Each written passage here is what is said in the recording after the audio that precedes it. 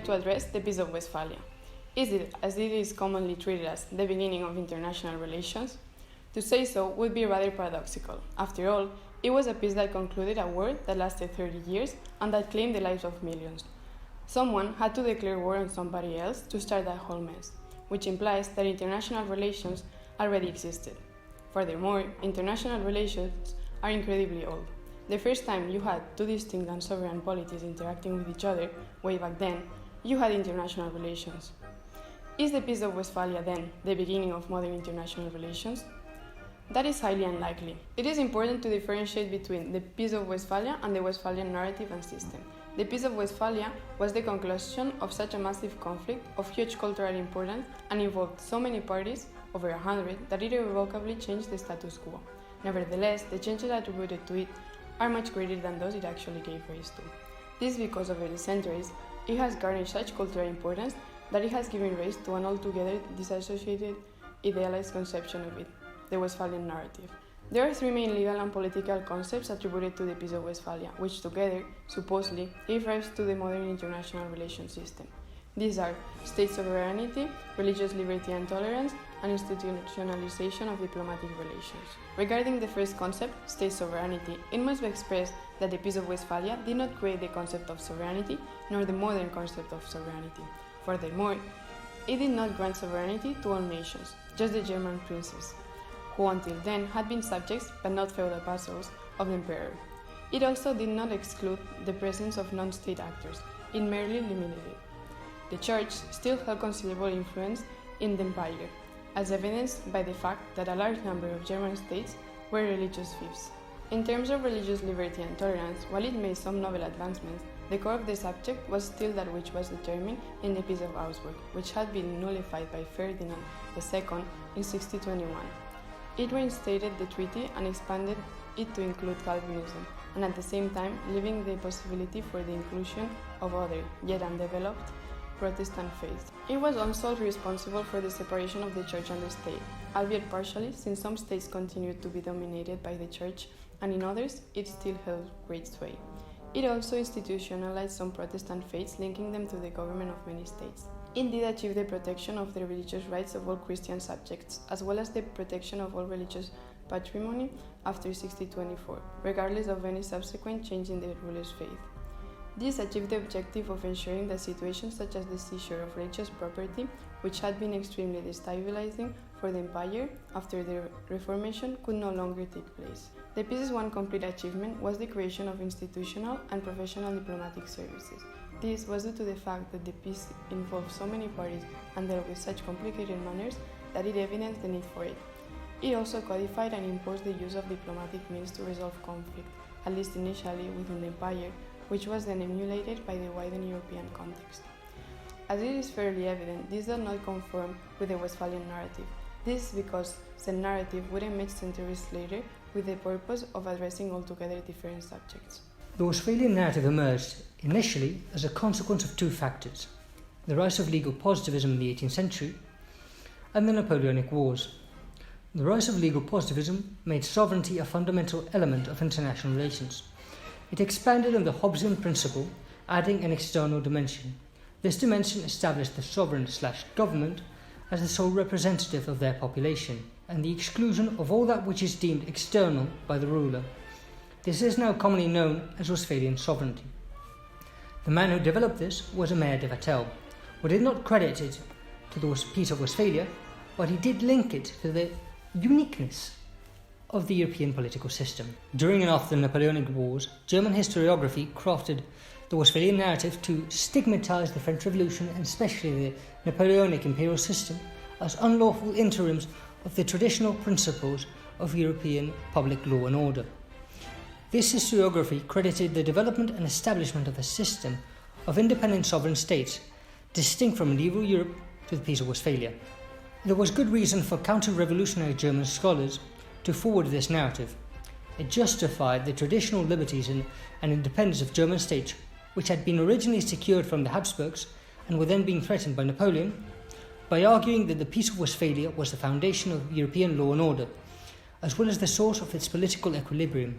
Furthermore, it distanced the argument from natural law, under which revolution and foreign intervention could be justified. International jurists of the 19th century would then adopt and expand this narrative to explain the development of Europe's legal and political order, focusing on its uniqueness.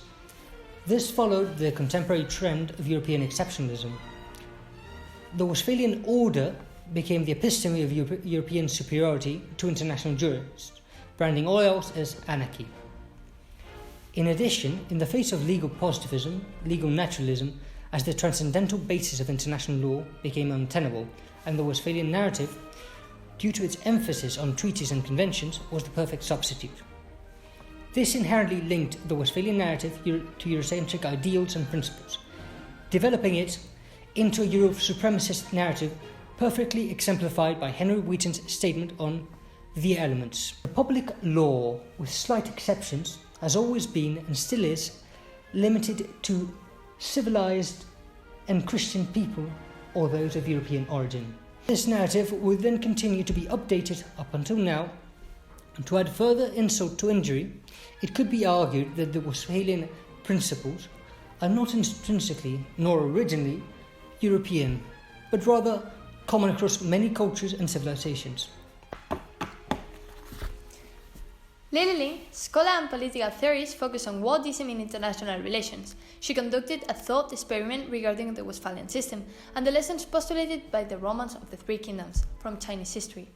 Both narration and characters mirror the principal behaviors and foundational doctrines of Westphalian international relations, established by Hobbes, Locke, and Kant, while including three more principles without a clear Westphalian equivalent. Cao Cao, the story main antagonist, identified as the enemy, is characterized by a merciless and autocratic but profoundly pragmatic behavior.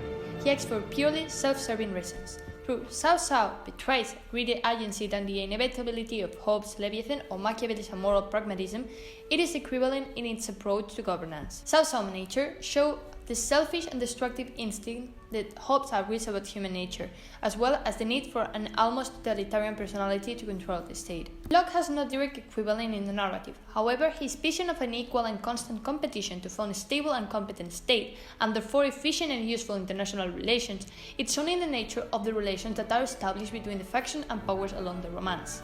Also, Locke's arguments about a system based on human nature, greed, envy, ambition, as well as fraternity, are exemplified by the behaviors of the figures, without being limited to a single one.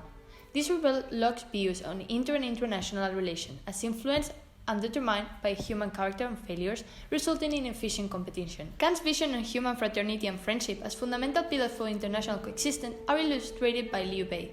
Liu Bei is a man known for his loyalty to the emperor and friends and allies. His sense of duty and loyalty leads him to ascend and triumph. It's in his defeat, its friendly relationship with other figures, that saves him from perdition. He maintained multilateral relations with many parties with a much more horizontal dynamic than Cao Cao, his main rival. Zhuge Liang, the genius, reflects the need for a capable government of variable strategies to acquire supremacy. The Westphalian equivalent would be the supposed superiority of the Westphalian system, exemplified by its diplomatic and administrative as well as military systems. Sima Yi, the trickster, shows the chaos factor in the Romance, an element that, at any given moment, can completely alter its behavior with enormous consequences. Its equivalent will be those states who decide to break with the norms of international relations, failed states, and the inherent chaos of life and international relations. The narrator of the Roman, himself, shows and comments on the anarchic order of international relations through the fluid relations and shifting dynamics between the different kingdoms and their balance of power. There is a clear compatibility between the two models, as well as clear conflicts. The Roman is, after all, a 14th century text about events that occurred in the 2nd and 3rd centuries. Therefore, to make a direct equivalent comparison without conceptualization would be absurd. What the Roman does show is that the so-called Westphalian principles have their equivalent in other cultures and civilizations, so it is unnecessary to impose deeply eurocentric system to the rest of the world. Beyond that, this recognition opens the door to the possibility of adapting the current system to a multicultural and multi-civilizational one. It has become fairly evident that the current system of international relations, the so-called Westphalian system, requires deep structural changes if it is to be faithful to its core principles and ideals. The first of which is to distance it as much as possible from the Westphalian narrative, since this goes completely against the requirements of a global system of horizontal relationships between states. Furthermore, as shown by Ling, there are clearly other systems compatible with the current one that could be adopted, at least partially. This would result in the creation of a horizontal, multicultural and multi-civilization system without a Eurocentric bias. Another reason, if you are so inclined, to separate the current system from the Westphalian narrative would be historiographic. After all, it was a historiographic mistake which bound the Peace of Westphalia to the narrative. Discarding the system altogether would be unwise, as it would amount to throwing the baby out with the bathwater, as well as being nigh on impossible.